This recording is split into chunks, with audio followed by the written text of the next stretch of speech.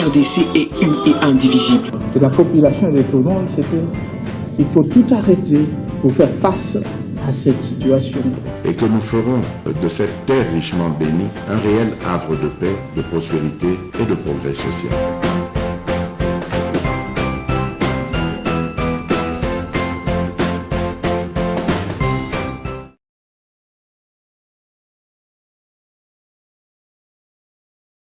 Bienvenue. J'espère que vous avez pour continuer. Merci encore une fois pour la confiance, pour la fidélité. Boza et Belé, je vous envoie mes salutations, les salutations et outils pas ba congolais Belé. Oyo, boyebi bazo sala musala na bo solo bo mona raté mais ba boakeli bino ba fleur, ba tinde bino ba salutation mingi na kombo ya entreprise to pesi bino mbote. Alors, tozali en direct. Ba ol ba sabona nanu na YouTube te. Toujours qu'il y a déjà 400, 300 000. Dans l'ingé beaucoup mawana, toko ma 1 million, tout ça, ça fera du bien. Beaucoup de beaucoup, t'as beaucoup ma membres et un groupe de presse bo solo. Kota s'abonner na yo na YouTube, c'est bon. Moto a zappé na Twitter na on s'abonner. Je vous prie mes frères et sœurs. Toujours qu'il y a 400 000 abonnés déjà. Beaucoup tapé. Toko ma 1 million, je pense que vous allez bien. Alors na niveau à Facebook, vous avez 510 000. Vous bah que ça m'a payé belé et vous allez payer quelque chose de bien. Donc Kota na ba plateforme na biso. Pour Bino Moko Bolingi 001, Bino Moko Bolingi Sango Mokonzi, chef de poste officier de permanence. Libango Batwa Monaka Pamba Yangonde Simendako. Soko Kwe Likolo Nango Kobukana. Ce qui Yango Kwe lui Koniko Putulo. Kota s'abonner, ça fera quand même du bien. Il était aux États-Unis d'Amérique. Aux États-Unis, oui. Azalagina Atlanta, Azalagina Dallas. Atamboli, il va parler un peu de son voyage. On parlera un peu de tout du bric-broc, mais la situation politique également. Moto à Monaki Makassi. Nalobagi na bino tozo kende na élection. À 6 mois élection de Tobandibo. Élection. Bobo sa la prophétie à Roland Dalote. Avant toko na campagne, moko ya ba candidat président kozala na chaise roulante muso akokufa. A ozowela ko postuler. Il va y avoir prophétie. Est-ce que Zalagi ko bangisa? Est-ce que Zalagi prophétie? Est-ce qu'il y a une manière de procéder, de protéger Félix Tshisekedi en tant que mon papa d'Alo? Je ne sais pas. Mais prophétie Zali, Bible ne minimisez pas. Toujours examiner, on verra. Pasteur Denis Lessi. Beau-frère Aza déjà. Soit un beau-frère. Tout le monde Makambo Ebele Zalagita Utozonga fraîchement des États-Unis d'Amérique. Nous sommes sur les États-Unis, nous avons bilamba na poche, Aza américaine n'engaza. Natangela bino d'abord un communiqué et puis to bandana eli solo. Les gens n'agotanga ba information du jour na katikati ya émission. Maintenant bandana avec un communiqué. L'office de gestion du fret multimodal. L'Office de gestion du fret multimodal, un établissement public appartenant à l'État congolais, s'est vu être menacé ce week-end par un autre service de l'État qui est le ministère de l'Urbanisme et Habitat, qui veut le déguerpir de sa résidence 6 sur avenue Mweneditu dans la commune de la Gombe, où à l'heure actuelle, il y a emmagasiner ces biens d'importante valeur. Et c'est dans les perspectives de les placer au sein des bureaux qu'il compte construire en ces lieux même, enfin d'aérer son actuel siège situé sur l'avenue Tesfé, toujours à Gombe. Ces nouveaux bureaux, une fois construits, permettront de placer dans de bonnes conditions ces services qui s'occupent notamment des suivis des importations et exportations sur toute l'étendue de la République démocratique du Congo, celle-ci étant la mission principale de l'OGFREM a reçu de l'État congolais, son propriétaire. À l'heure où le chef de l'État, son Excellence Félix Antoine Tshisekedi Tshilombo, se bat bec et ongle pour faire rentrer son pays au sein des organismes internationaux en matière de commerce afin de permettre à la RDC de se conformer aux normes et standards internationaux en matière du commerce extérieur, les autorités de l'OGEFREM également à leur niveau travaillent dans cette même vision afin de créer des espaces viables et modernes et accueillants pour offrir un meilleur cadre de rencontres entre son personnel et les chargeurs qui visitent les locaux de l'OGEFREM chaque jour dans les démarches de suivi de leurs marchandises affectées en importation ou exportation. Actuellement, la situation est telle que cette maison, qui est située sur avenue Mweneditu dans la commune de la Gombe, est scellée par les éléments de la DEMIAP sur ordre du ministère précité, demandant que les affaires de l'OGEFREM qui se trouvent dans cette parcelle soient retirées sans délai.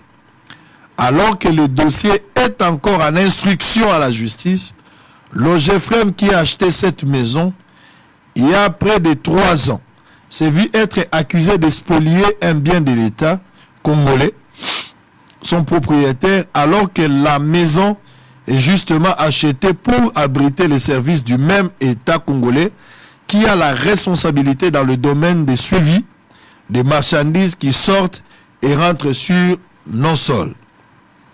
Étant parmi les établissements publics qui suivent et appliquent à la lettre toutes les instructions de l'autorité suprême du pays via son ministère de tutelle en matière de transport, l'OGEFREM devrait plutôt être encouragé afin de continuer à travailler dans un tel élan.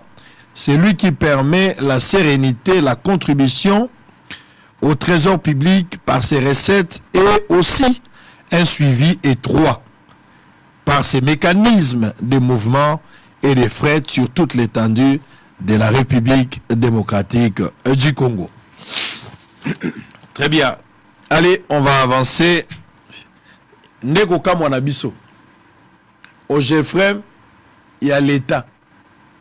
Urbanisme, ministère, il y a l'État. Mais urbanisme a zo attaqué OGEFREM. Que OGEFREM a boto les locaux à l'État. Ça, c'est inconcevable. Est-ce que l'urbanisme a la intention de pour te kaisika wana? Yo urbanisme uza pona l'État, posa l'État. OGEFREM eza l'État.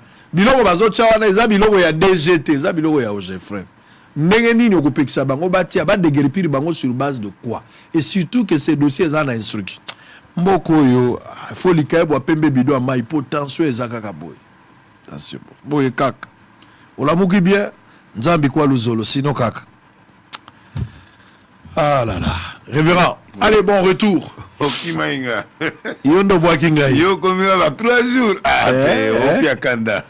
3 jours, les États-Unis au Bimi, 4 jours.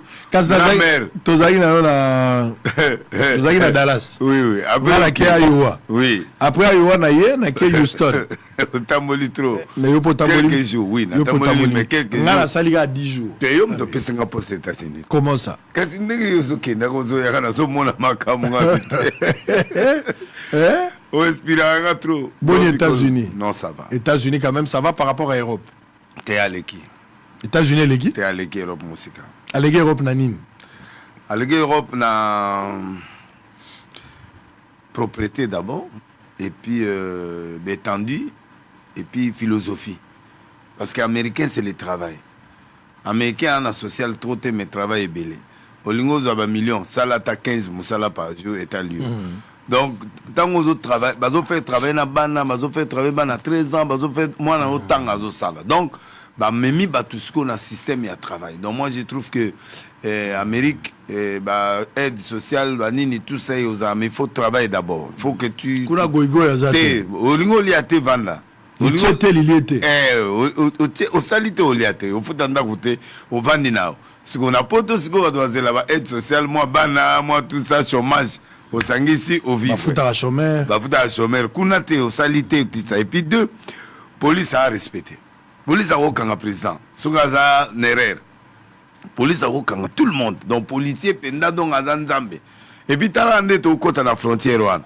donc mutu wana telemi na frontière wana kozongisa yo malgré visa no eza bien akozongisa pe mutu akoloba te ayebi soki ndenge yo oza boye naomona raison oyo ozokota ya malonga ya te neti toyaki na bato moko wana bakomi wana baki fete ya libala siko fete eleki ya 2 semaines siko bango bazokota baki avanga bayebisi bango me boye kosala nini oyo toyaki libala pesa invitation bapesa invitation batali me date eleki ya 2 semaines siko yo soki losala nini oyo tokeka toconsolide ka banani bino tomoni raison bokota te babimi baboyi bango bake nga na koti batuni oyo osala oteya mokonini nga bilobi na tel jour epe ok oza paster na expliqué titi ya bon topesi yo sous 6 mois au total okomi na 6 mois nakomi na 6 mois donc natali nanga mpe na bi te nazonga nanga lokola makambo mosusu ezali na mboka nazonga na mais ça dit mboka moko bien organisé et puis nanga nasala erreur nabwaka papier mbile yaki na nsima parce que tipo azalaki nanga na voiture abi nde oza boke boloko soki oka omeki kaka wana oke boloko sans explication donc papier ezalaka te na nzela na omoni te donc vraiment propre et puis organisé et puis combattant te pokuna so bundi esili ok banzela milai nzela minene monsieur lukelanga na image je sais pas si tu vas retrouver les images que j'avais nga biloko yo si ana pas je peux te voir voyez yaki wana komo tia ba lumière ya omoni zuna nazonga kino ila wana tama mulili omoni babutu na lobaki lila ebisio mwinda butu à Dallas butu ya Braza butu omoni kelanga na raison vous avez la raison nzela moko wana to na boulevard on epesi de côté comme moko kaka de côté oya de côté wana biso o babutu ya ngoti o butu ya Dallas tala butu ya ba couleur eza lokuta te o ya Dallas Dallas kitoko moko rondi matin donc butu ya Dallas non c'est bon mondele bon américain a dit 300 de 300 tapo atonga butu ya Braza o ya Braza yango nazora peyoka butu ya Braza o Braza o ya kin yango jour yango tobomaka minda nde kasona obatelaka courant te nga na yaki obi kezwi wana na yaki ntango na okita na omona mensambe nanga oyo tosanaka ta noir donc nous avons un grand travail à faire donc vraiment sango ça dit baaméricain batongi batongi mboka na bango na sens que baza lokola baza net na bakonkurant nete bato lokola bachinois moi nani Mao Tse-tung azalaki il a développé son pays à moins de 80 ans et na moi dictature ya communisme na yo wana ke nango ti lelo yo Chine eza parmi ba grande puissance oyo tokosala travail kaka nde inspiration wana eza na États-Unis travail ça dit bato bazosala et puis moto ana capacité opesa $100 $200 po asalaka et puis il peut t'accueillir à Osalam. Au moment où il y a qui wana, but au tiringa sango kuno me bino boya ka o wa sango zo kota boutique pour 20 000.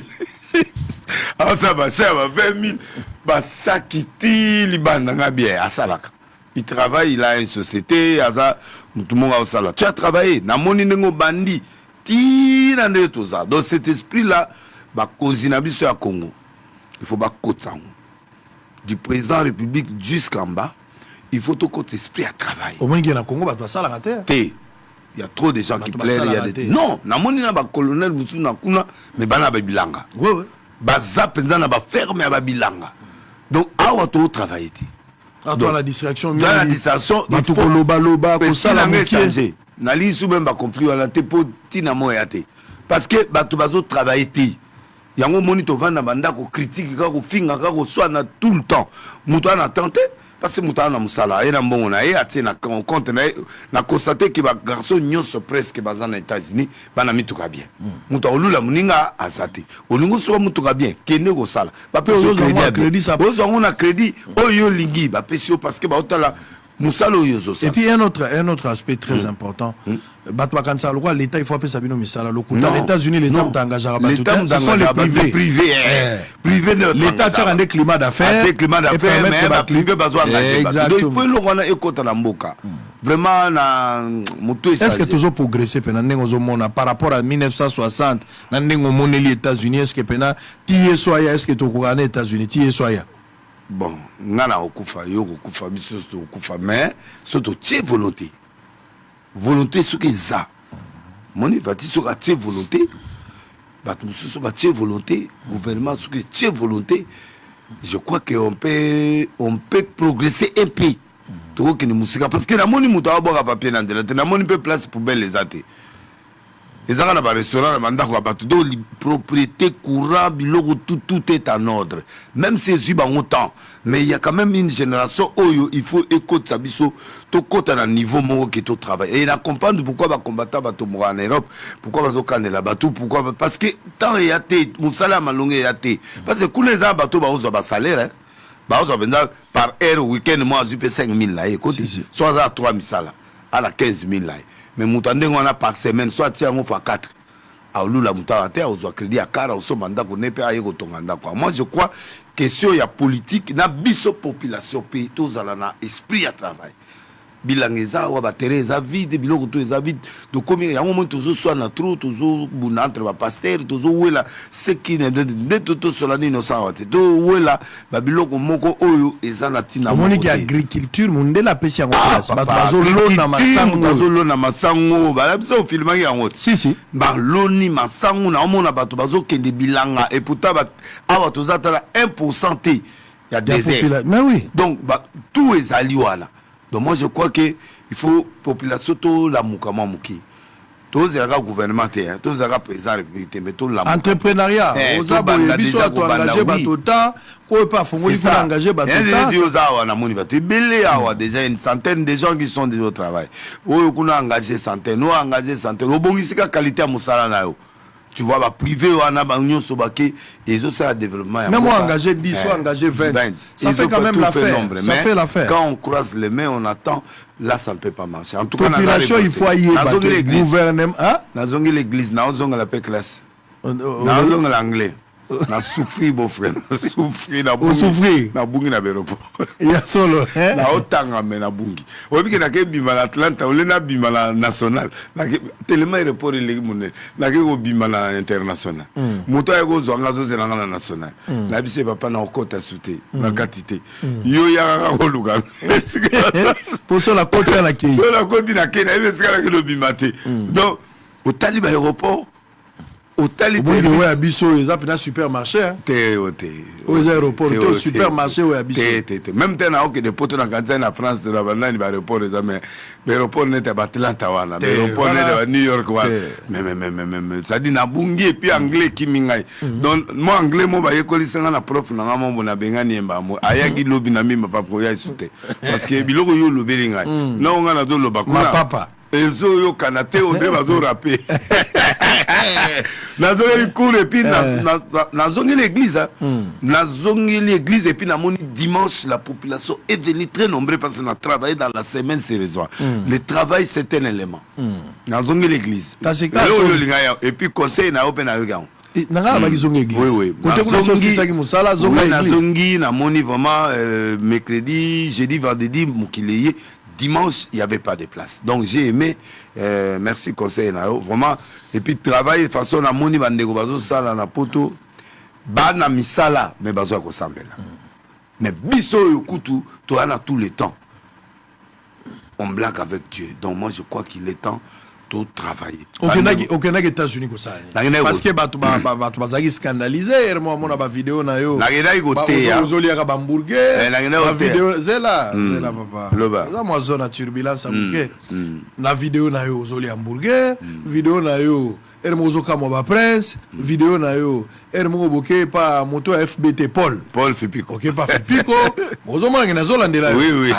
Donc batu bazo kamwa ndenge nini un grand monsieur leader influenceur à makasi le roi Denis les soit sala ba danger na mboko pourtant yo zo ton sa ba stade ba fali ba ton sa ki nan terre tena noté il est ton d'ici stade bango ba la gite même ba mission ba obeta ba tolo lelo ba faire ba fali muta ton sa ki nan stade mais ba sera bino obeta ba stade ozagi yo ozagi Sony ozagi Coutinho bino to signa stade ba to muso ba yaka te na kati ya likambwana alors siko ba moni yo mikitisi au comité na niveau ya okamo hamburger ya États-Unis ozo sepela et sengone le gaki ndelo okendaki ko sala nini États-Unis na kenaki campagne et puis na kenaki na talape mboka pour par rapport na biswa par rapport na mokili mumba na kena un peu moins partout mais vraiment balo na kena Amérique latine mais oyo wana les Amérique alors tant on a côté en Amérique Nathalie d'abord organisation sécuritaire police organisation interne na commune comment mon konzi commune azo bongisa bon hamburger wana exagéré moké parce que place coin nyonso restaurant ça ba élever wana bangome na bango ezoya na kata ba restaurant musunozo lia musuna frais ozo senti penta kenani et puis na ipsi bato na bi hamburger o tozo lia oyo mais nazo zonga kisasa za biloko to lia ka tela to lia côté o senti penta ke o lia nyama ozo lia eloko mombo muto asali travail na epe ozo mona ba jeune garçon bazo sala ba oka sonité et puis ozo mona pe ke vie moko boye oyo biso awa to revarango mais vie yango po awa tozomona ba car danser bani to mona mutu azo sala na ye mais azu crédit ata biso de somi cash nyongo kaka mais nyongo kaka na crédit wana pa mundele za pasi ozo obi sambongo ebelo so et puis jeune nyonso ana mwanda kuna yi tout le monde est installé na tali saut de mouton ndelo ebeli senga mutu yezali awa presse la kisanga yi saut de mouton oyango wa tala mutu ekufinga do na ye baloko kosala sute parce que au saut de mouton na tala saut de prince alikolo tala prince musu eza na se musu kote musu na se donc eza ba tala yango tala nano biloko yo ofilmaki yango tala au étage au étagère tolo zoni te et puis ozo sentir penda ke tala mususu yango tala mususu so ba bretel on est ba bretel ezo kende et les États-Unis c'est tout ça, il n'y a que ça. Embouteillage pendant les États-Unis ils ont camé aux tamola. Et dans les temps besoin télémité, ça dit camé aux tamola mais et puis ils ont la barrière de pointe. Ils ont la barrière de pointe, ils ont réunion c'était pour bandela et zébélé. Donc moi na kenepe na encourager n'était pas fipi quoi na moni ba aza entrepreneur ya Congo quand est yoza na musala ne azo sala ya ba fret wana tona biloko ne ya mbongo ba transfert mbongo. Il est organisé. Aki asombi moi elo nae na Atlanta tongi à 26 familles à 26 bana ye moko azoya ko sala bana pe ba osala na tuni mais comment bana no ba osala abi awa 13 ans déjà moi na toi sala azo salaire na ye ana mbongo na ye asomba moi donc alors dépend de na papate moi je crois que cet aspect là et puis na kene otala pa isigana ni abota magi nani Martin Luther King na moni ndako na bango c'est une histoire.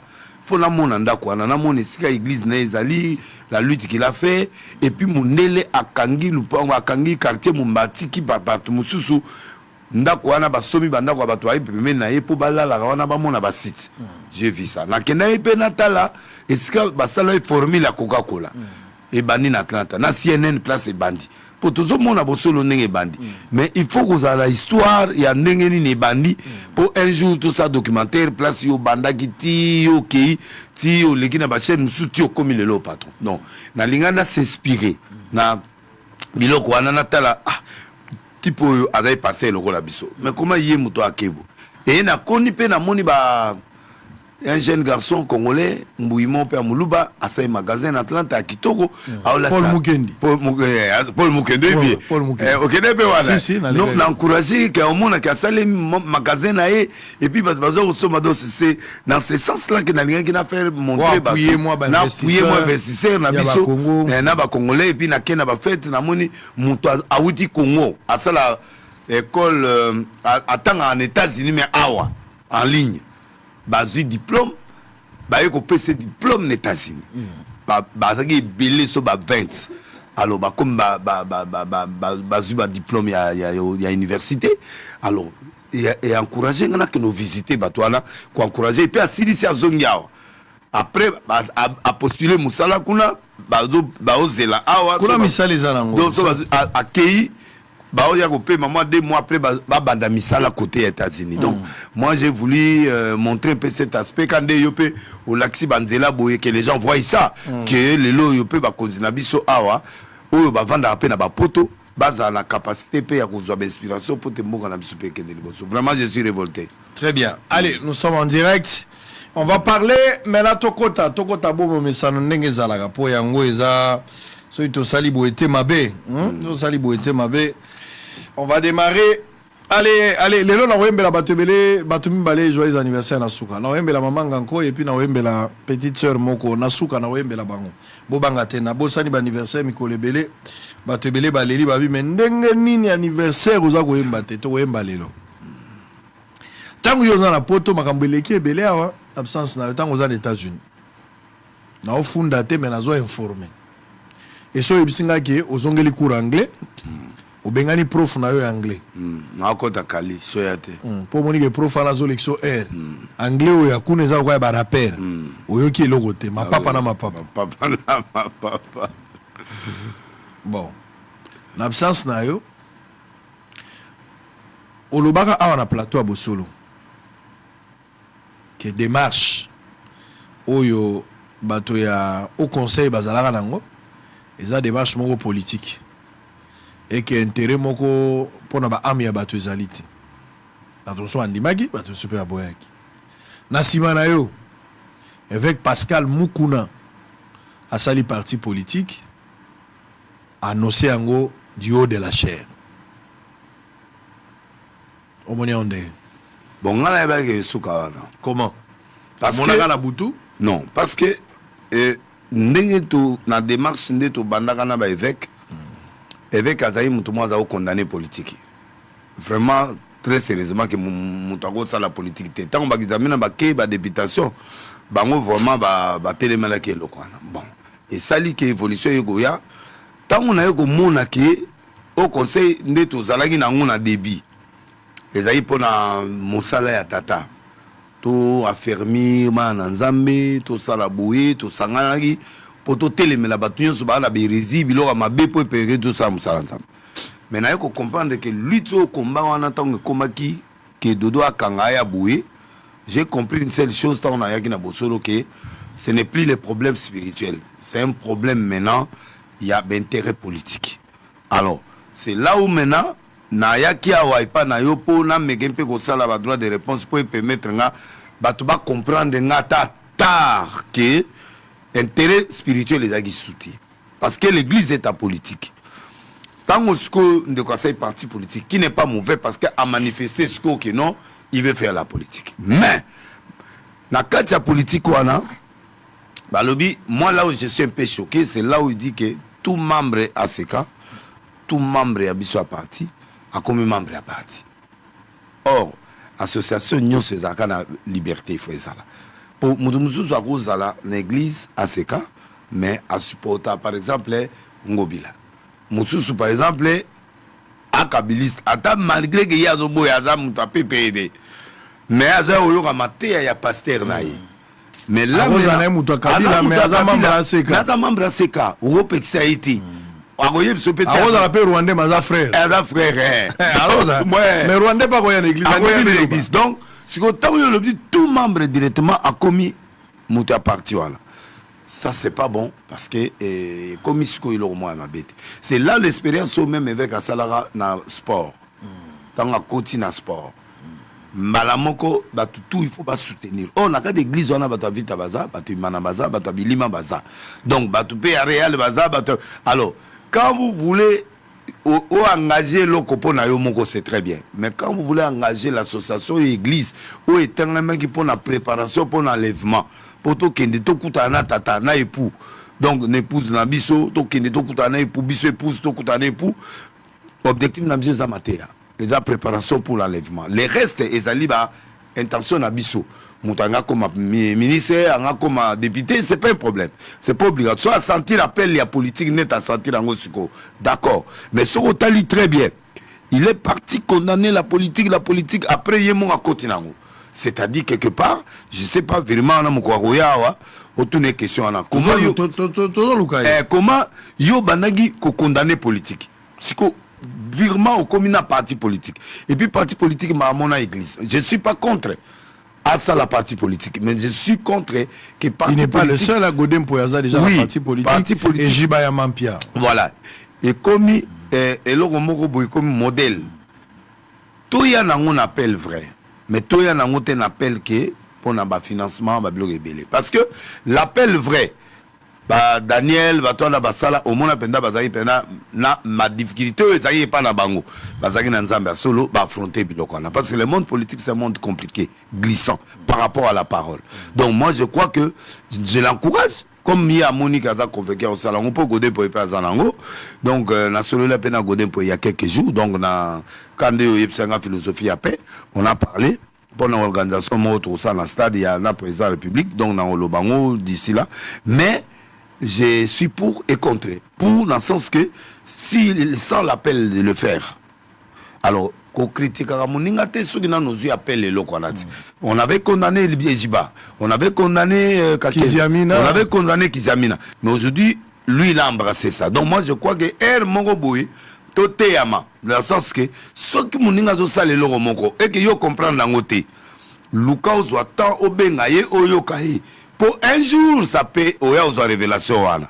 Je suis d'accord, à ça les partis, je ne peux pas le condamner, c'est un grand monsieur qui a le Dieu, mais a obligé bandimité. Atika et l'oranès à l'ouvert, n'a pas objectif où il y a un ango batubaya qu'on s'adhérer libre.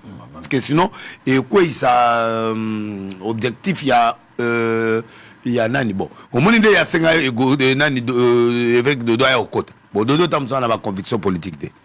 Na batu c'est église de réveil. Au moins il y a ça la contradiction. Moi je crois que j'encourage. Il est libre. Il est libre. Un parti politique. Voilà, il est libre. Mais il ne peut pas emballer toute l'église. Il ne peut pas emballer l'église. Ça, je ne peux pas accepter ça. Parce que l'église, c'est une autre chose. Là, nous sommes dans le spirituel. La politique, il n'y a pas de spirituel. C'est conquête de pouvoir. Tant que nous avons pouvoir, et tous les coups sont permis. Tous les coups sont permis. Mais ce que l'église, il faut appeler Sanzela, tu penses qu'il aura des mêmes conséquences dans Salamine à Renaissance? La suite sera la même, même oui. Mais lui, en tant que un acteur a s'est placé à du poste et à du à ses mains. Au moment où il s'engage dans le sport épaissé, il faut titer. Le même bateau, Bandimakaye, a perdu de Mbongonaye, a perdu de Baki. Et puis a perdu de Bandim et Billy. Est-ce que ça la partie est déstabilisée par l'église? Déstabiliser l'église. L'église est cause à pas problème. Oui, et cause à pas problème parce que cause à la plus na tendance à foule, tendance à kuna, tendance à gagner député belé, donc plus c'est la vie déjà, c'est ba membre ba ko postuler, ba libre ba postuler. Et la politique c'est l'argent, la politique c'est les conquêtes du pouvoir donc comme ça la conséquence dans cette église parce que Kenza a l'obagi que na kozonga sur politique pour apenga qui pour ba cop monsieur ezalaka butu il faut to quoi ça mutuana si vous usa passer au est-ce qu'il y a lieu lelo ndenge actuellement ndenge ba contexte tout ça dans lelo est-ce qu'il y a possibilité de faire deux choses à la fois au sein de l'église au sein de la parti politique vous pensez que ça peut aller il faut ça là notamment conseil moko et quoi affecter et quoi dominer moko oui moko a ko dominer moko moi autant moi nango défaté parce que tout monde a Daniel bazara na église tout monde a bateau ya bible wana bazara na église ce sont des gens qui étaient dans des communautés Joseph Bazali premier ministre il n'avait aucune église tu vois il avait la responsabilité du peuple tout monde bateau tout ya bible bagi na église dans le Nouveau Testament, tout le monde a été batéa. Parce qu'il y a une église qui peut faire sa politique. Mais, moi, je suis un conseil, où tu es politicien, où tu es politique. Un politicien chrétien, oui. Mais, vous avez une valeur, mais politique, vous avez une valeur rebelle. Parce que dans la politique, il y a des contacts, il y a des sciences occultes. Il y a des contacts, il y a des frères, Moussou Bazali, il y a des compromissions. La compromission est ébélée. Alors, dans le compromission, tant que vous avez moi, je peux progresser. Il faut une mabilo. Oui. Parce que ce que tu veux que de votre moto, il faut qu'il y ait des bruits. Tu veux ça, les autres sont à compromis, il faut ça l'alliance, il faut une alliance na moto alliance. À ce moment-là, ça va te créer un problème de morale. Mais Bakende, l'expérience était à Bango et c'est Okende. Bon, moi en tout cas, les politiques il y a moyen de soutenir la politique. De soutenir ceux qui font la politique. Mais entrer dans la politique, c'est une autre. Ça, c'est un terrain glissant. C'est un terrain très glissant. Très bien. Ça, c'est un conseil, mais je ne sais pas comment vous le prenez. Est-ce que vous êtes d'accord? Bien sûr, c'est population à libre paix à vous réagir. Hein. Est-ce qu'un homme de Dieu peut-il combiner les deux à la fois? Être responsable d'un parti politique, mais en même temps être aussi pasteur de l'église? Parce que Godempoui, il a l'église, mais il a aussi un parti politique. Il est président de l'Assemblée. Il est aussi président de l'Assemblée. Regardez le temps. Est-ce que vous pensez... Le temps, on est à Mim, voilà. Les inspirations, ils ont l'issue. Voilà. Na Boutou, appel. Réunion, à Boutou, faut gouverneur à quoi. Allez, Boutou, Maramozo, Tamo, la Boutou, côté, EP, jeune église. Au moins, on va passer à Dieu, au moins, on va passer à Boto, la l'église. Il y a dimanche, tout ça. Le président, Gosé, pour la badas, ah non, badas, bon. On a même badas. Ah, là, il faut badas, bon, ça la voix. Il fallait image en Ouest. Non, mais Azui va te belé. Azui va te belé aussi. Mais toi, vraiment, tu as fait tomber le monde. C'est vrai? Ah ouais, il y a eu un pacte au Saline aux États-Unis. Il y a une communauté congolaise. Vraiment, nous avons à Tombolio. Amen. Profiter d'en heureusement, nous avons payé au Sunga. Donc, profiter d'en en tout cas, j'ai vu des journalistes. J'ai fait moi-même aussi une partie du journalisme, mais Dieu t'a béni. Amen. Beaucoup de gens savaient que tu finirais. Hein. Après, la place où tu es aussi là-bas. Mais c'est Dieu qui contrôle. C'est Dieu qui élève. Amen. Mais en tout cas, concevez audience aux Alango. Pour audience ces alliés. Tes amakas. Ah, sur l'équipe là. On a besoin de moukiler. Yo mo kota ngo bibi banda motonyo so kutana. Ngala la landio. Donc c'est vraiment. Talo banoto ozaki na mabwilu, ozaki na équipe aux Alango et puis na bateau aux autres. Félicitations à l'équipe. Bao baza. Mais l'équipe doit être forte dès que ça là et puis bah sacrifice. J'ai vu comment tu as été sacrifié et tu as pris des risques. Parce que Babylone monsieur le bar la TV penda risque ngaku na kanza tamu so ça 5 jours te mais au moins très bien. Ah là là. Alors voilà Gimputu le bien c'est peli comme on lisusu Gimputu au moni révérend et azali en direct. Alors ça se passe comme ça Moussa la kaka batubele bachara munoko kaka bimaka na Brazza tout la so baebi était kende États-Unis kende Londres kende partout. Kende na yimbo pas ba pigme total ponga la uta pas ba pigme kende batala so ba donc malo beda so à la voyage il faut éviter oui à bof parce que il faut mon pas prêt faut monde OK ba pigme ba kotos ba manaka na monde ba place zo kota la fort là c'est ça les journalistes faut investir la biloko nyangwete na ba nya za eloko ka wa te zo tourner te faut qu'indépendant na front oui c'est ce qui a fait votre force et ça la va bien. Alors, vous allez répondre à cette question, faire la politique en même temps. Nalugagi vidéo ya gone pour ngala sabino oner. Bota la kaka ndenge wana mais na ba guitariste voilà non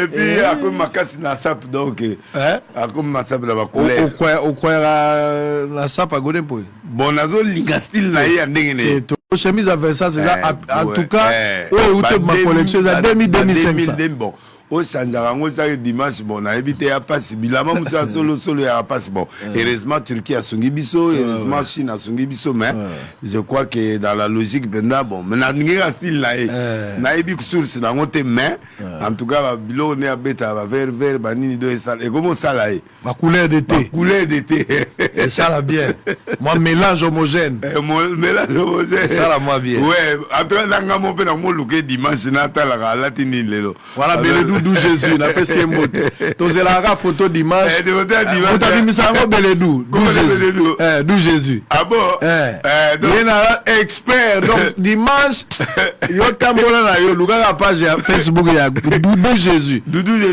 okuta ka photo alobi bon dimanche ba che présentation bon ça yataki on m'a rembobé bilambo biso to ba caméléon to zanga valise bilambo mais to changer la photo la ka autre na mono okomi dans le vrai na mono pour marque moi américain pesa ka cher na moni okomi na ngotro bon to zanga bay marque voilà quand même aux yeux la guerre de Santa bon na mono bendo mo beta benda avec ça so ya solo pour même amuser belé là ba te belé ba kota ba au Turquie ben oui on est clair papa moi mundele à la Turquie là moi ba Turquie voilà ba au sauver ba so longo uto bimaka ba zui yango ba lambelio ba pesio moi muto a étudier en côté à nati mais yo beza la zo mono beza na santirio et puis magasin na balota là OK il faut la luka parce que na zako lukango mais tant ils a été mais ils a cher hein américain voilà kolata isenga sacrifice soko yebi ko bomba te wemba isa lo bagi yango déjà donc beika bato yango baza koyoka te okokuta remorque ezo okokuta yango na yango botala tozalaki tozalaki sur terrain. Kinshasa Bopet reste un simple slogan par les Quinois au regard de ce qui est vécu dans l'ensemble de la ville. Botaka dele matozonga toko ta marche opposition ya zalaki ta zalaki aux États-Unis. Sango bandeli suma kamba marche oui. Prophète azalaki ta utozonga. Tozoluka prophète peut appeler sa point de vue naï. Au moni ko zalwa masalanga moko te azako bela. Masala pas exagéré. Masala sera bela au sala une semaine chaque jour ce qui goût exact monde to perdre ba appétit. Mais azo tenir kana biloko na so alambi biloko ba servir yaé abomi na congélateur azo bomba parce que masa so bigi une semaine après so ba misi biloko na ba chauffer ba biloko na ye nyonso welo ka lendi welo ba tayo mo lia ngondeni moi ezate. On va prendre dernière partie avant de terminer. Ba il est l'autre aux ambitions Milaï Teza relax. Aouti Kozonga, il est un peu fatigué. Vous appelez un décalage, hein? Oui, il y a un décalage. Non, décalage, normalement, à 7h. Il y a 9h. On a 12h. Ouais. Yo mozo on a pour aussi la va. Aussi la va pour katanga ba 6h. Ouais. Décalage. Yo longa déjà et belé. Comme ça là muke. Allez, on va prendre marche de l'opposition. Tant que vous allez quitter ba opposant basali quand même ba marche na bango babandi. D'abord un Katumbi ayo vanda na Kinshasa pour le moment aza libre congolais nyo so vanda place oya lingi muta opekisa congolais à certains droits si Moïse Katumbi estime qu'avant na Kinshasa nenga ko vanda Mbujima ya ko vanda Katanga ko vanda Congo central partout Katumbi aligné au ça mais finalement bazala bango na kati ya capitale ça fera longtemps ça faisait longtemps depuis que Katumbi abanego ya pena Kinshasa mais cette fois-ci la moni quand même a omeli peut-être pour une durée aux Amoulaï on ne sait pas basali premier test na bango qui marche de l'opposition. D'abord marche en ezaki pour les 13. Gentini pour des raisons sécuritaires à Monique ça les 13 t Gentini a poussé yango pour les 18 finalement bango bandimi pour les 20. Marche et salam. Ba koti ba réunion na kati ya réunion Gentini a proposé bango itinéraire mususu par rapport à bango balobaki. Itinéraire na bango ba lingaki ba marcher kouta sakombi ma campagne ti na parlé du peuple mais mususu pe il fallait ba uta Kianza, donc en fait, Babanda Super Lemba, Barobimana échangère alimentaire, après échangère, on son scène et puis n'a pas du peuple. C'était ça en fait. Alors, finalement, marche wana balobi salam. Tout le monde marche, bisonyonso. Le jour où il y a marche, les choses n'ont pas marché. Opposition va tenir compte ba Kenekanzela Kianza, alors que marche, monsieur Zalaki autorisé, marche à jeunesse, il y a union sacrée. commencé à s'observer d'abord du côté Kianza avec les manifestants qui ont brûlé le pneu sur la chaussée. Suite à cette montée de la colère de la population, la police nationale congolaise a usé des gaz lacrymogènes et même des balles réelles pour disperser la foule qui voulait se diriger vers les cortèges des 4 leaders de l'opposition, dont Martin Fayulu, Matata Mponyo, Moïse Katumbi et Délice Sanga. Après plusieurs échanges avec la police nationale congolaise ainsi que ses 4 leaders, au niveau de Kianza, le manifestant qui n'avaient pas accepté l'itinéraire donné par le gouverneur de la ville ont souhaité prendre sa tangente vers l'avenue de l'université via Rond-Point Ngaba, comme vous pouvez le voir sur ces images.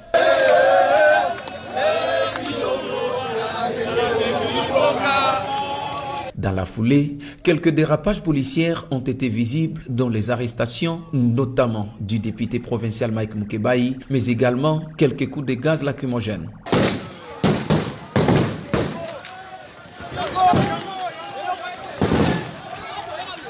L'opposant Moïse Katumbi, qui s'est dit choqué de voir le même acte décrié à l'époque de Joseph Kabila, interpelle le président Tshisekedi, censé protéger les acquis de la démocratie. C'est triste, vous voyez, ils sont en train de tirer avec de gaz lacrymogène. Au début, c'était avec des balles réelles. Et tout ça, c'est M. Tshisekedi, c'est très triste. Nous étions avec lui à l'opposition. Et si on ne doit même pas respecter la population congolaise qui veut marcher parce qu'il y a la vie chère, il n'y a rien qui marche dans le pays, il y a la corruption, c'est triste. Je me pose la question, je crois qu'il doit revoir ce qu'on se disait dans le temps, que on doit sauver ce peuple congolais et non pas faire mal au peuple congolais. C'est très triste. Si ça venait de quelqu'un d'autre, je serais d'accord, pas Félix. Même son des cloches du côté du président du LGD, Matata Mponyo, qui n'est pas allé sur les dos de la cuillère pour condamner le pouvoir de Tshisekedi. C'est un régime dictatorial, comme vous le voyez. Même à l'époque du président Kabila, on n'a jamais vu ça. les gens ont marché. Là, on ne sait même plus marcher. Alors que c'est une marche pacifique pour protester contre un processus électoral chaotique, contre la vie chère. Les autres militants de l'opposition sont restés dans cette logique où les pratiques anciennes suivent le pouvoir de Félix Tshisekedi. Marche est pacifique, et ça droit, il y a Congolais nyonso. Mais c'est le gouverneur et le sali et zalakate. Biso toye ko marché, tout le monde vit comme cher, insécurité, protester leur temps et leur mot ils ont marché, il y a d'autres qui viennent à Balabala, pour manifester mécontentement la biso. Mais tout le monde va bêter biso dans la primogène, parce que si biso dans le temps n'est pas mis. Rappelons que cette marche de l'opposition avait pour but de dire non à la vie chère au Congo et solliciter l'organisation des élections transparentes et crédibles. Allez, Denis si Hollandi opposition. Ouais. Marche na bango, yo zalagite, na pesi information na lobaki avec nepe na lobby oyo. Comment vous avez trouvé opposition lelo? Opposition bazo sangana 4 personnes. Oyo bazo mona que bazaki na sitting bache chaque jeudi babando zala na boulevard ou aliboso seni pour on senga révision affiché électoral batambola pour na makambu ya vie eza trop cher oyoki matata oyoki katumbi et finalement la police passe à la kimosala yo ou analyser situation en ndenge. Bon, tout peuple congolais a un droit à réclamer loko. A tes vrai, à tes faux. Basali réclamation ya ba vie chère ba biloko na on côté biloko belé par rapport à ça. Ils ont droit na bango. Mais problème nanga ezali est-ce que opposition en est en avenir. Parce que j'ai constaté des choses. Un, au moni opposition kala izaki ya fayu luana. Ezali ba muzito. Yena muzito ba ki ensemble. Muzito c'est Palou. Palou barasima muzito. Quel que soit Bima. Mais Palou ça la nouvelle élan. Maga ça la nouvelle élan mais Muzito a eu parmi bateau depuis vieux Azaï na Bomoi, ngana Azaï na kata circuit na yebi comment Muzito a soutenu les vieux na kata parce que dans inspecteur. À ce moment-là, Biloka Makasi et Salé Makana Palou, il a mis sa main sur le Palou et il a beaucoup de gens balingakaye yena mayob. Et ça qui est tant mbaye ko kamwana yena Fayulu aza douté. Na bandundu to Monique azana placité, Mwanda côté, logo monté, il n'a rien fait de côté Nabiso malgré ko débrouiller monsieur sona moi Mwanda koza même nga denile sona nda kuna bandundu nazana moi télévision kuna nazana moi investissement mike selon moyen nangai. Mais tu trouves que Fayoulou il n'a pas trop investi dans le pays. Il a eu la chance la première législature où Anandé bato mouvement Maurice les mecs qui ensemble pour soutenir Nenga Kenakuana. Donc il y a trop de divisions. Bazo Koko ça même Moïse parce que ce qu'on t'a dit très bien bazana camp. Matatana ina Fayoulou baz ensemble. Moïse n'a délice c'est 5 bazan ensemble. Mais au coup que Fayoulou alinga Fang Djongo de l'autre côté ou à la confiance de l'autre côté Fang Djongo à Moutoupe à soutenir le président Moïse. Mais l'avenir sera quoi? Il faut pas réussir Félix, il faut pas zalana Moutoumoko candidat commun. Or batouana ba omnyoso bazana ba ambition. Omoni ba Fayoulou azala calcul. Ayebi soto sangani. Moïse un jour le roi biloko ya nationalité va créer un jour un problème. Ngana profiter na mouvement na votika la candidat unique. On a voulu ndima ke bandi ngana sala parce que ana calcul que Moïse entre guillemets va recréer ba problème ya nationalité ou tout ça au cas où elle est quittée. À ça du plan B. Donc si la candidature il y a Moïse posé problème. Fayoulou peut en profiter pour il faut moutement azala. Alors ces calculs là il a ça dans sa tête. On a Fayoulou. Moïse Payebi que naza leader en tant que leader batunion surtout travailler pour la candidat moko. Ceux qui candidature l'équipe batona va converger vers hier. Mais avant même pas ça il faut faire préliminaire. Na ba préliminaire wana Moïse a besoin par exemple de Franck Diongo pour tant on bazawana tant on vote au Selema il y a besoin sur 3 points sur D. Akende. Alors mais ce que au moins ba calcul on risque exactement la Genève. Risque ezali que parce que Fayoulou a eu qui na minute baisse financière. Le président Moïse, il a l'argent, il a des moyens, tout ça. Bon, matata moi ezali mais ezali bon, la minute où c'est lui l'homme fort c'est Moïse Katumbi. Alors en termes d'argent. Il a un peu d'argent, l'autre là ils n'ont plus vraiment la popularité. La popularité mais n'a pas assez d'argent. Mais popularité on peut quitter par rapport à la séparation na musique. Et puis le discours a changé par rapport à donner Moussoussé Salemi. Donc ça c'est un. Deuxième élément, il y a problématique, il y a Bandegonabi opposition. La population est fatiguée. Il est fatigué des morts. Il est fatigué des blessures, il est fatigué des choses là. C'est dû à quoi? Dû par exemple, parce que et là on a à apprendre. Service secret, na gouvernement, na bato mususu, hormis ce que, que les gens peuvent dire que bazo banga. L'autorité connaît que place oué, danger moueza à place one. Mais la place one na baroye ça moututé. Baroloba pété pour ressusciter le roman que l'enquête mon a place sur certains éléments. Tous appels na trouble les na malukoa, trouble les na bandundoa. Mobondo. Maintenant pendant une marche boy pas toi na ba intervenir na kati. Décadence mo salemi on a désordre côté ba mort côté ba relate sango na opposition. Na moni Denis Kadima a lobby élection ça. Même le président l'a insisté. L'élection est là. Local élection est allée. Même Félix Aboyaka na débit machine à voter mais dans ce cas il faut comprendre que l'impact est allé nécessaire. Il y a un président que les gens disent ce qu'ils peuvent dire. C'est vrai, il peut y avoir des réclamations où ils allaient à niveau d'opposition. Mais moi je veux une opposition où ils allaient n'être pas poteau partout. Vous parlez, vous discutez sur ces proposez aussi. Vous proposez aussi au même moment. Ce sont des bons éléments au bazar d'opposition. Mais le problème maintenant, battre l'opposition ana, ba ebanina Félix. Baouti tata moko au tout ba fayulu ba tuala nyos baouti et pas papa donc bako bank ça Félix na même formule te baza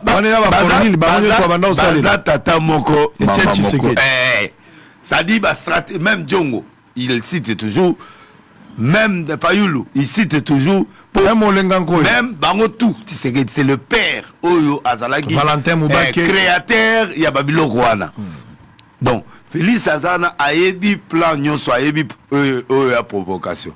Oyo eze logo na je sais pas ya momoni bato ba ku fasu te parce que à comprendre système yo ya bango moko matata lobiera kabile zagi boyete te matata ku dote Moïse atako lo batanda mona en tout cas matata pa yo matata penza na kamwe matata tamoli do mutara courage wewe que la leli na wi sa matata tamoli pe na moni wana ne mimazo tsenga matata en blanc dans la CPL l'opposition est nécessaire na mboka.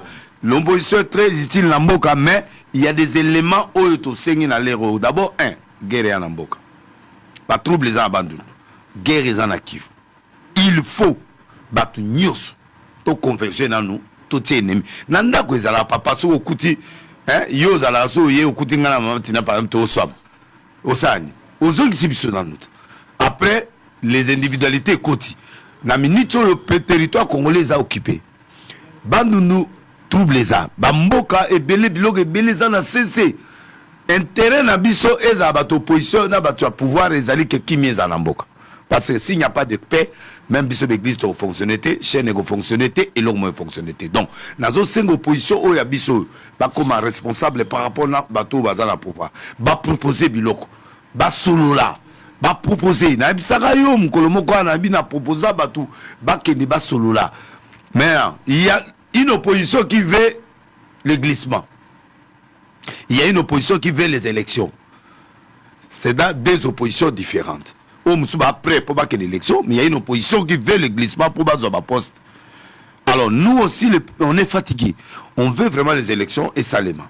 Alors, marche et belé, il y a des revendications. Oui, les droits de revendication, vous en avez. Mais respectez aussi les itinéraires. Les itinéraires, pourquoi les itinéraires? Même si les gens, les gens peuvent parler d'Ngobila, de tout ça, mais l'itinéraire est nécessaire par rapport au tableau sécuritaire Oyo, Bango Bazanango. Et puis, dans le moment où le pays n'a plus besoin de beaucoup de paix. Parce que, prévenant qu'il y a une prophétie, le président qu'avant l'élection, il y aura des perturbations. Après l'élection, il y aura des perturbations. Mais le président passera. Il aura un second mandat. Il aura un second mandat. Donc ce qui est vrai... Donc Fayoulou ne passera pas, Katumbi ne passera pas. Dans le lobby, Félix Tshisekedi, il a un deuxième mandat. J'ai vu ça depuis 2 ans dans le Bango. Mais, sauf imprévu. Imprévu, c'est Dieu. Mais en tout cas, Dieu peut modifier, il n'aura pas ma beauté. Mais ce qui est vrai, dans le scandale, dans le bas. Dieu m'a révélé après Félix mandat tout Dieu m'a révélé une personne. Maintenant, tant que comme le monsieur Dieu m'a suscité à l'oreille une personne qui suscitera au président Félix. Qui va succéder après. Oui, à président. Mais pour le moment, prophétiquement, na cause d'un sentiment, un million. Mais en tout cas, deuxième mandat à Félix est confirmé spirituellement. Donc, candidat, tout ce que les gens peuvent faire, peut donner, député, poste. Mais en tout cas, du point de vue présidentiel, c'est Félix qui passe. Ça, c'est un. 2, le peuple est fatigué de marche. Le gouvernement doit être prudent, souple dans ce sens que Babylone, oyebi ce qui est à Nanatika pendake Bosala. Kota pebandu, kota boy, pour battre argumenter que nan. Bota démocratie. Kota, au monde appelle calme paix le moyate. Mais la sécurité du point de vue il faut contraindre mauvais à la pour permettre héros na batrouble les alatés. Donc bon ranger dans la partie opposition parce que même président Moïse fait attention, va dépenser le mbongo ébélité parce que beaucoup de gens ont ébélé baza pembe na yo pour la mbongo.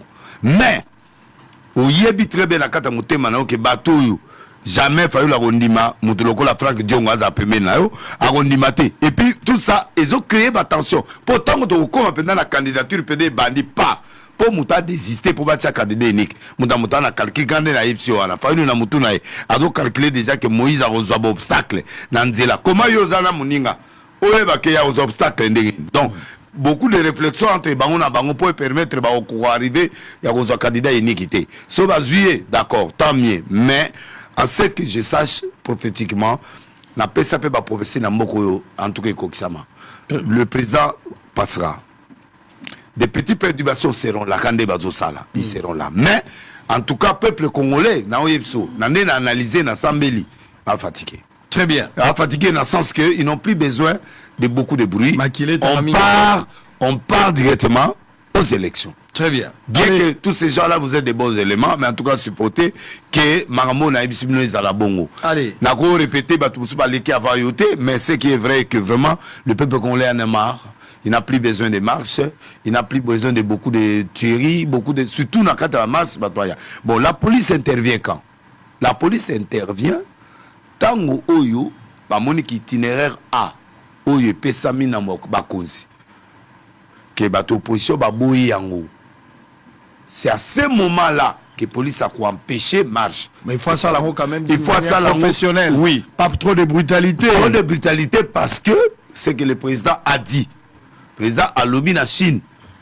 Awa a encouragé qui bat negonabiso et la police qui est vraiment net colonel wana qui colonel Lumbi o empêché kingai na élection mais na moni ozanga na la police. Ça dit il est républicain, c'est quelqu'un qui faisait le travail pour le drapeau. Il ne faisait pas ce travail-là pour lui-même. Félix Amoni lance ça dans le drapeau. Mais 3/4 ya bandeko belé bakota police bakota ngona ndenge normalité.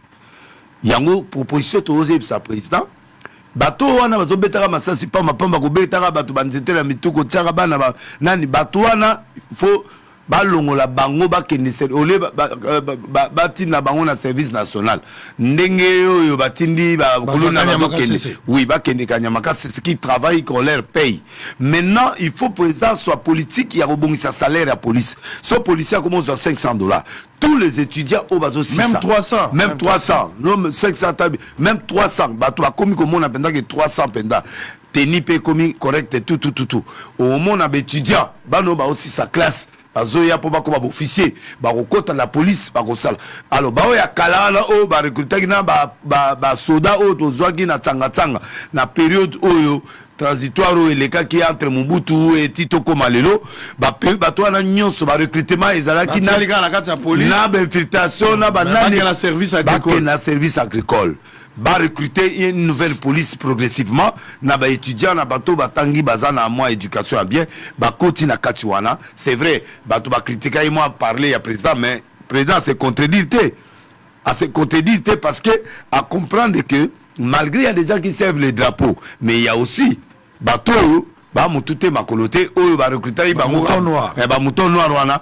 bazo déranger ba ozo mutuna coin ba depuis yo ba c'est normal alors il faut maintenant président de la République Andy Masiko va investir sur la police actuelle qui sera remplie de jeunes étudiants bateau bazo baza quand même na moi niveau moko boy à côté à formation ici à commun à la police comme ça ba musona ba longo la bango bazo kendaka na service agricole na service national moi je crois que c'est que ça moi ce sont des propositions claires pour essayer de voir un peu la réforme parce que bateau belé ba au président s'est contredit non il ne s'est pas contredit il s'est complété dans ce sens que Awa il avait encouragé la police mais il y a des gens qui ont été arrêtés parce qu'ils ont fait des bavures. Même à ta opposition a dévié direction. Mais répression sanglante.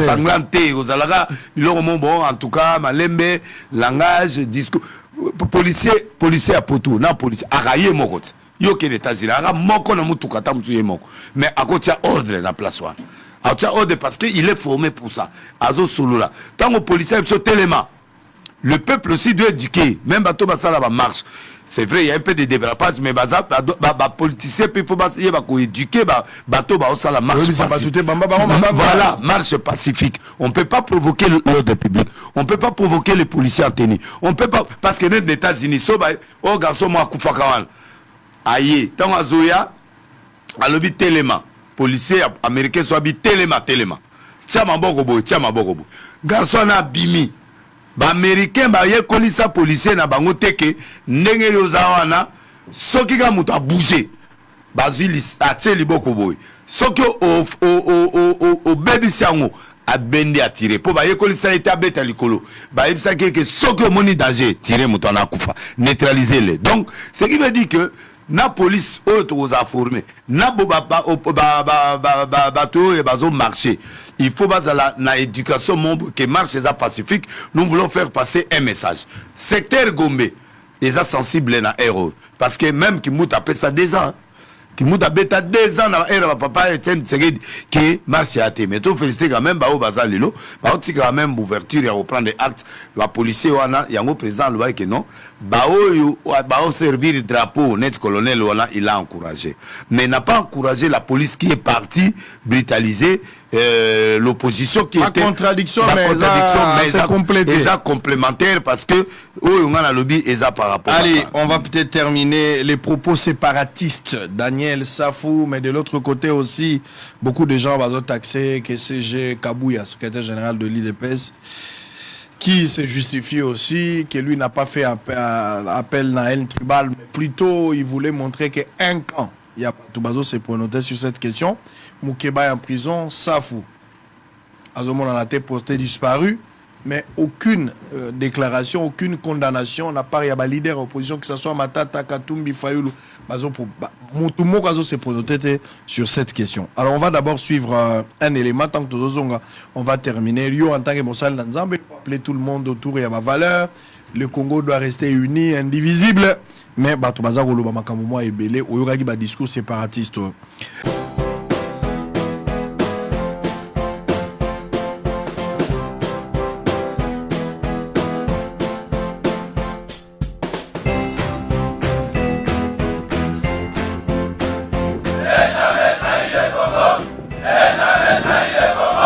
La RDC est une et indivisible. De la population et de tout le monde, c'est qu'il faut tout arrêter pour faire face à cette situation.